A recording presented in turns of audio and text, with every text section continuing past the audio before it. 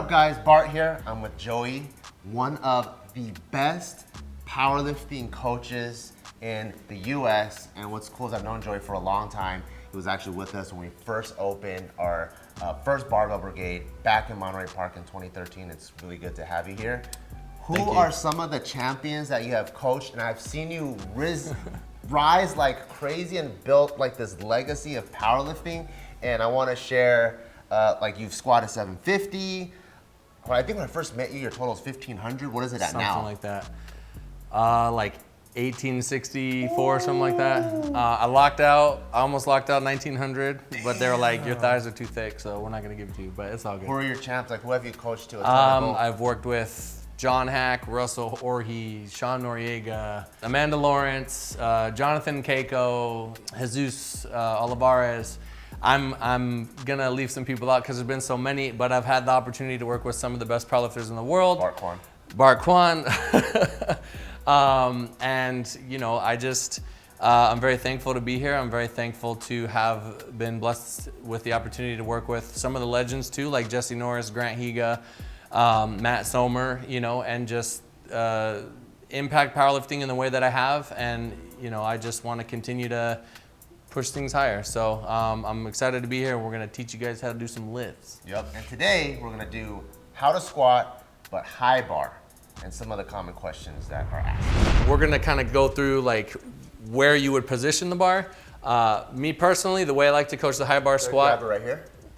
No, you don't wanna grab it there. Let's go, we'll start with this first. So go behind the bar. Yeah, come out. Okay, so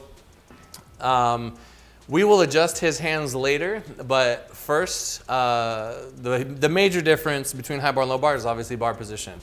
A lot of beginners, when they try to, they think they're doing high bar, right? But they're actually doing like a mid bar or something like that. So the way I like to coach it is, and this can be difficult if you're like just starting out and you're not really developed. I'm gonna go this way. Yeah, there you go. It's like, it's just stand right here. Just stand like right there. Yeah.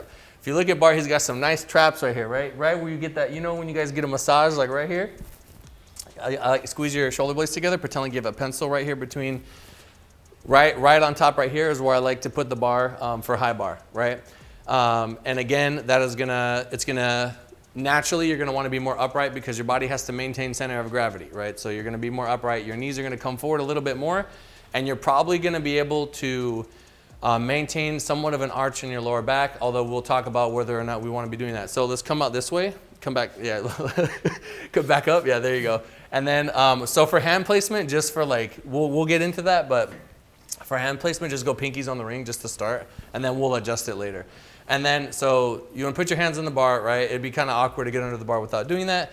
And then you wanna step with your legs right under the bar, and then let's place the bar right on your traps, right? Boom, right there. Now, this is, again, high bar position. His back is nice and tight. I like to say pretend you have a pencil and you're squeezing it with your shoulder blades. And then as far as his hands go, ideally you want them as close as you can get without like breaking your wrists or hurting your elbows or shoulder, because what that's gonna do is it's gonna, yeah, right? It's not comfortable. It gets uncomfortable, thing like that. That's gonna bring your back nice and tight. Yeah, so you don't wanna go, you wanna go as close as you can to like get the tightness you want without compromising your shoulders, elbows, and wrists. So if that's good for you, Bart, you could do that. And then you're just gonna, now that you have your feet under the bar, right? His feet are right under. You could have your feet side by side like this, or you could split them.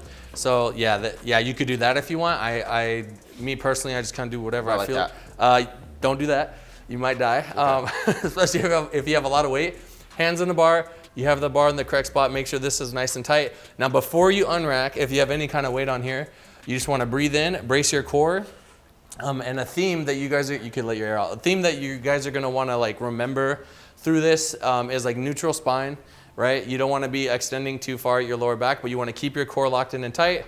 You're going to breathe in, and then you're going to brace, and then you're just going to stand up.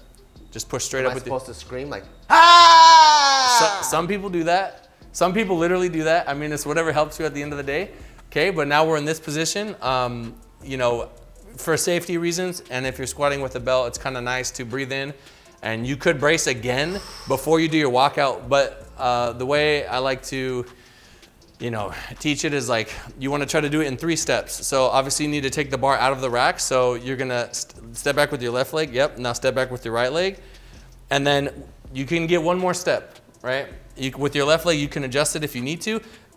Don't do that. It's wherever you feel most comfortable. It's wherever you feel most comfortable. Bart was able to do it in 2 steps because he's a beast OG squatter. He's been squatting probably his whole life. Yeah, never squat over 500. Right? Wait a minute, hold on.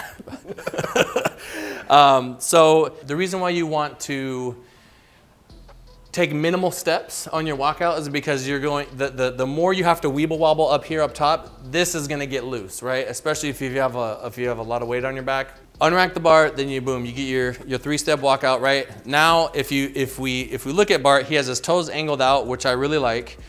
This is probably just muscle memory for him. And I can already tell by the way he's standing that he's gonna be able to track his knees properly. Basically from this position, and this applies to any squat, the way I like to coach it, right, is you're gonna break at the hips and knees together, lower yourself into the hole. I like to think of it as, yes, lower yourself into the hole. Nice and easy. Bart's gonna do a tempo here just to kind of show us. And as you're doing this, he's got those good genetics, keeping his back nice and straight, right? He's able to maintain the bar over center of gravity. His heels are, they're on the ground for the most part. The shoe might come up a little bit. He's lowering himself into the hole. If you're a power lifter, this is like competition depth. This is great, right? He's gonna lower himself into the hole, maintain that control, boom, and then he's gonna get that nice stretch reflex and then stand up. Yes. Never mind the knee pop. And then let's relieve Bart here. You could just go ahead and walk in nice and easy. Yes, and rack the bar. All right, so one of the questions that I think a lot of people are trying to understand is there a squat that is harder? Like, is high bar harder than low bar, or is low bar harder than high bar? It really depends. It's like yes and no. I would say just from a pure mobility standpoint, low bar is pretty inconvenient on the shoulders and the elbows and your wrists. And the better you get at it, the stronger you get at it. I know for me personally, when the bar starts to bend and you're already, placing that bar in a low position, now it's really pushing on your shoulders. And I actually had to change my grip once I got to a certain strength because I just couldn't, I couldn't take it anymore, right? And then, with high bar, if you want to talk about difficulty, it might be difficult for you to match the weight you lift on your low bar just because there's not as much, like we talked about earlier, some of the muscles on the back of your leg, inside of your leg, you're not using them as much in the high bar, depending on your stance width, right? Especially if you're super narrow.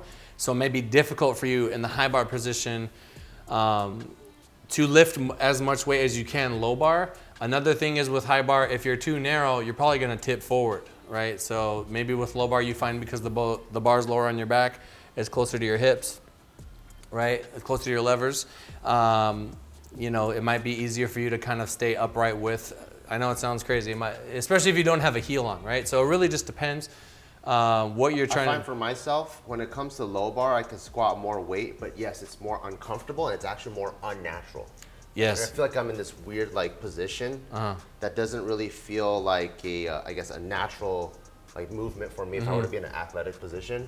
High bar, for me, it feels way more natural. Like that's how it'd be. That's how I would squat even without weights. Like if I pick something up, but then I just can't squat. Some people with low bar especially, and maybe with high bar, depending on their stance width and their mobility, they're gonna have some rounding in their lower back. Typically, you wanna avoid that. If you keep your core locked in, you try to maintain that neutral spine, it's gonna help with that. But I would say adjust your stance width, make sure your belt isn't too low, and really try to make sure that you can limit the amount of low back rounding you have, but you got to understand if you're a power lifter, you're gonna have some. For some people, you're just going to round some. And I know for me personally, when I started powerlifting, it was very hard for me to constantly try to eliminate it, and I just couldn't get rid of it. And then when I embraced it, then I just my numbers blew up. So you want to, safety is obviously a big concern, and you want to try to, like I said, limit that low back rounding if you can. If you can't, then you have to decide how much are you willing to tolerate and give up in order to pursue something like powerlifting. I would say most people could do it. You just got to be really careful, make sure you have a really strong back. And if you can reduce it, that'd be another reason why I would maybe prefer high bar over low bar if I was just training for general purposes.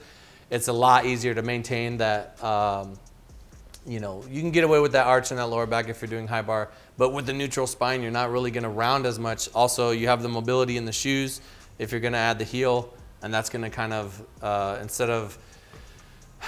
it's gonna give you more range of motion in that bottom portion of the squat. Whereas if you were in flats trying to do it, you might have to round your low back a little bit because your knees just don't have anywhere to go, so your back's gonna give. Hope you guys liked that video. We always love making content for you guys, but make sure you go to barbellbrigade.com to get the latest Barbell Brigade apparel, because we have new drops all the time and you don't wanna miss out. See you guys next time.